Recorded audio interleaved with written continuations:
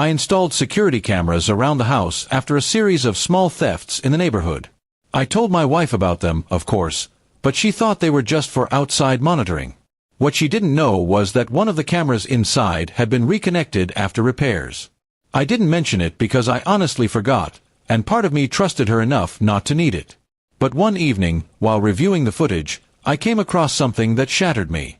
At first, it was nothing unusual. She was sitting in the living room, scrolling through her phone, waiting for me to leave for work. I had a late meeting that day, and I left earlier than usual. The footage showed her pacing around nervously once my car pulled out of the driveway. Then, about 30 minutes later, a car I didn't recognize parked in front of the house. My heart sank before I even saw who stepped out. A man walked in confidently as if he had been there before. My wife greeted him at the door, and the way she smiled, the way she touched his arm, told me everything I needed to know. This wasn't the first time. She kissed him quickly, almost desperately, before pulling him inside. I sat frozen, staring at the screen, my chest tight and my hands trembling.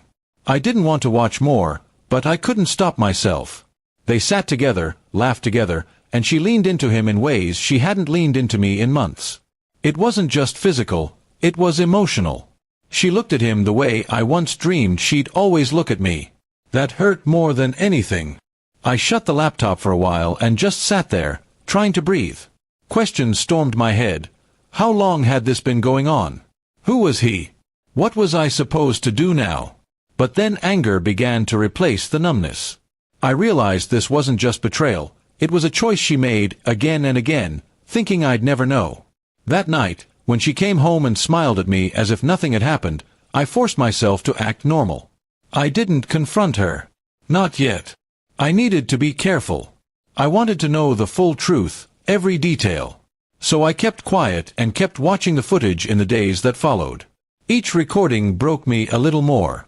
It became clear this wasn't a fling. He came often, usually during my work hours. Sometimes they cooked together in my kitchen, laughed like they were the real couple. Sometimes he stayed hours, leaving just before I returned.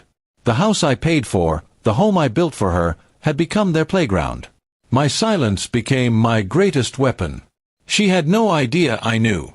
I gathered the recordings, backed them up, and even printed still shots. Every smile, every touch, every embrace, it was all captured.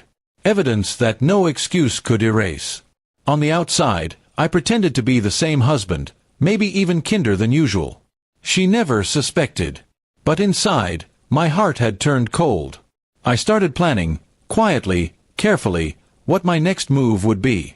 Divorce wasn't just about ending a marriage. It was about reclaiming my dignity and ensuring she didn't walk away with everything after tearing me apart. Weeks later, I scheduled a meeting with a lawyer. When I showed him the footage, he shook his head in disbelief. "She won't have a chance in court," he said firmly.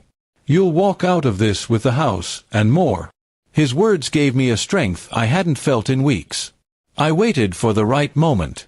On a calm Saturday morning, I placed my laptop on the dining table and asked her to sit.